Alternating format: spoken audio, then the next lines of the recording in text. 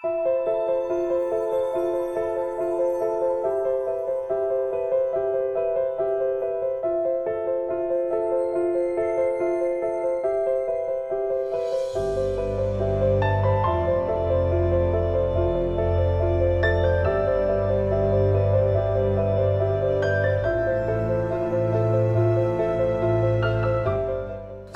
really impressed by your ancestors. We have many things in common. We are the two most ancient civilizations. And what I admire today is how well you preserve your past.